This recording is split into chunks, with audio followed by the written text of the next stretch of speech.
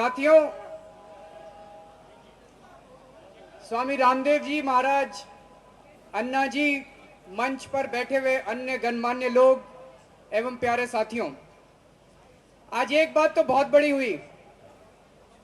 कई सारे लोग कहा करते थे कि अन्ना जी और बाबा रामदेव जी अलग अलग हैं। आज उन सब लोगों के मुंह बंद हो गए।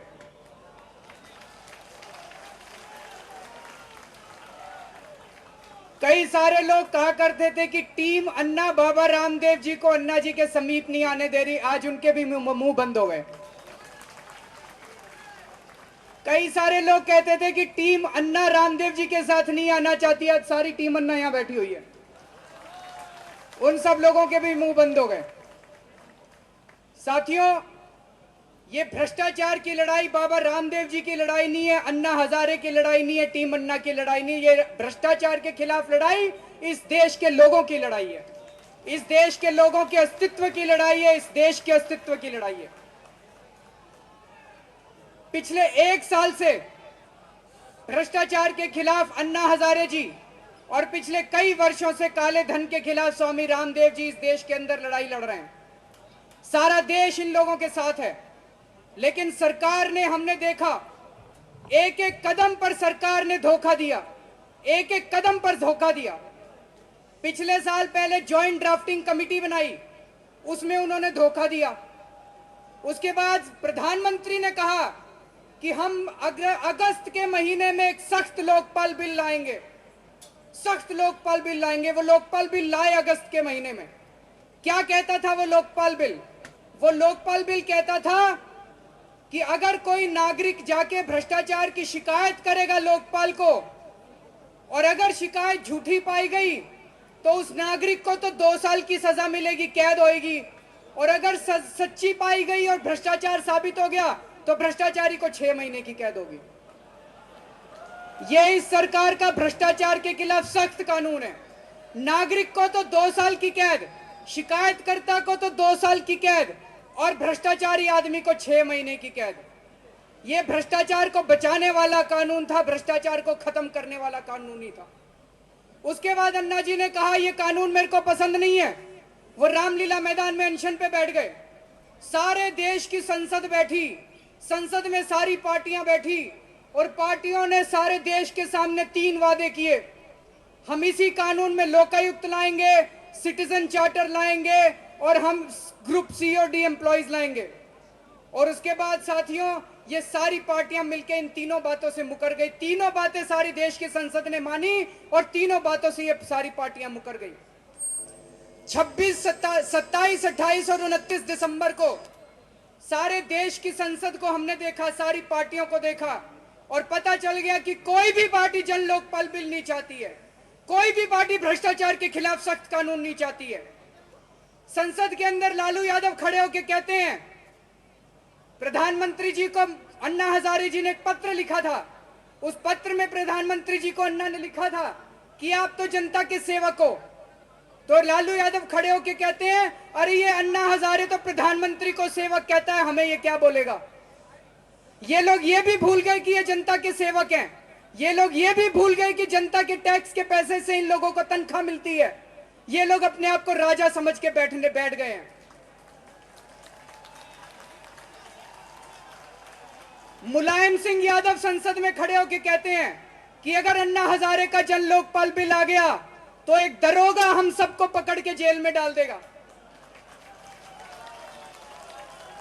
मैं ये पूछना चाहता हूं कि दरोगा किसको जेल में डालता है? चोर को जेल में डालता है कि शरीफ आदमी को जेल में डालता है? चोर को जेल में डालता है। तो मुलायम सिंह जी यादव को क्यों लगता है कि उनको जेल में डाल देगा? और वो अपने लिए नहीं कह रहे थे, वो कहते हैं कि अगर इनका लोकपाल आ गया तो हम सबको जेल में डाल देगा। वो सबके लिए बोल रहे थे संसद में जो लोग बैठे हैं कि हम सबको जेल में डाल देगा।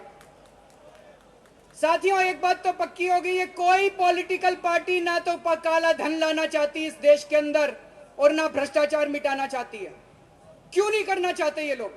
बहुत सोचा हम लोगों ने, बहुत तहकीकात की, तो समझ में आने लगा कि हमारे देश का मंत्रिमंडल जो है, हमारे देश में 34 मंत्री हैं, 34 मंत्रियों का मंत्रिमंडल है। उन 34 में से 15 मंत्री ऐसे हैं जिनके ऊपर भ्रष्टाचार के संगीन आरोप लगे हुए हैं।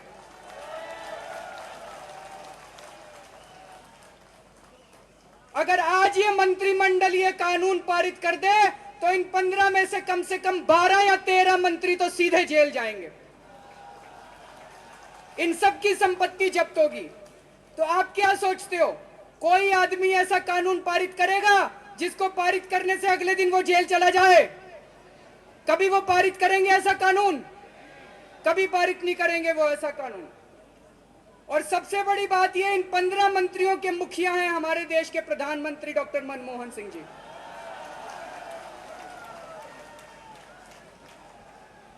डॉक्टर मनमोहन सिंह जी के भी ऊपर आरोप लगा है, डॉक्टर मनमोहन सिंह के ऊपर आरोप लगा है कि 2006 से 2009 तक 3 साल के लिए वो कोयला मंत्री थे। जब वो कोयला मंत्री बने उसके 10 साल पहले तक 10 साल के कार्यकाल में केवल 34 कोयले की खदानें प्राइवेट कंपनियों को दी गई। जब वो मंत्री रहे तो 155 कोयले की खदानें प्राइवेट कंपनियों को दी गई। और 2009 में जब उन्होंने पद छोड़ा तो अगले 3 साल में केवल 1 कोयले की खदान प्राइवेट कंपनी। तो उनके कार्यकाल के दौरान 155 खदानें, कोयले की खदानें प्राइवेट कंपनियों को दी गई। उनको औने पौने दामों के अंदर कोयले की खदानें दी गई।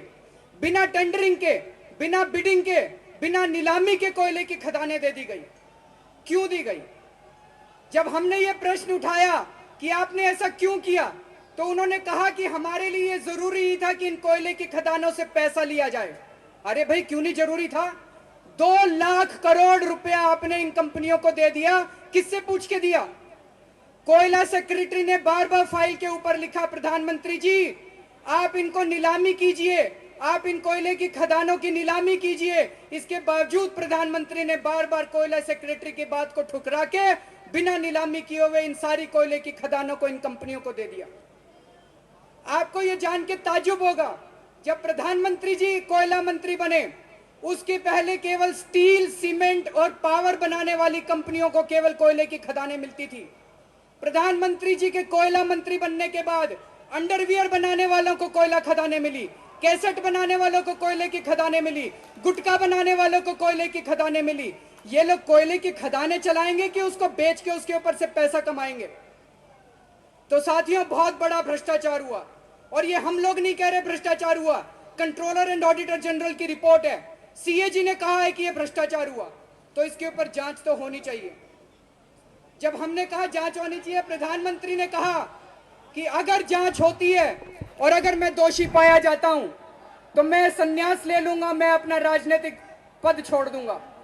हमारा ये कहना है कि ये कैसे साबित होगा कि सच क्या है? पहले जांच तो कराओ, निष्पक्ष जांच तो कराओ। तो उन्होंने कहा हम सीबीआई से जांच कराएंगे।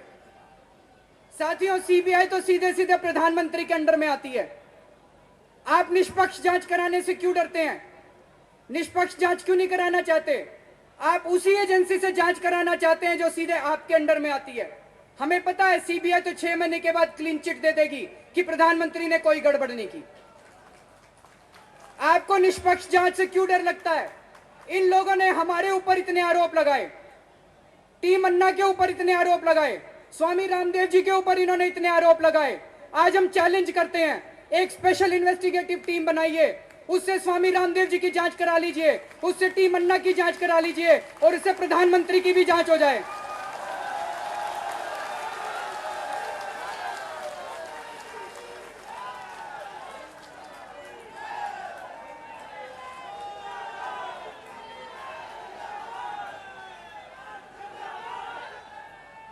जितनी सजा कानून के अंदर लिखी है, अगर टीम अन्ना के खिलाफ कुछ सबूत मिलता है, अगर हमारे में से कोई गड़बड़ी मिलती है, हमें दुगनी सजा दे दो। लेकिन आप एक निष्पक्ष जांच बिठाइए और इन 15 मंत्रियों की जांच उस निष्पक्ष स्पेशल इन्वेस्टिगेटिव टीम से कराइए। सीबीआई की जांच हमें बिल्कुल मंजूर नहीं है। प्रधानमंत्री जी को के बारे में कहा जाता है कि वो बहुत ईमानदार हैं।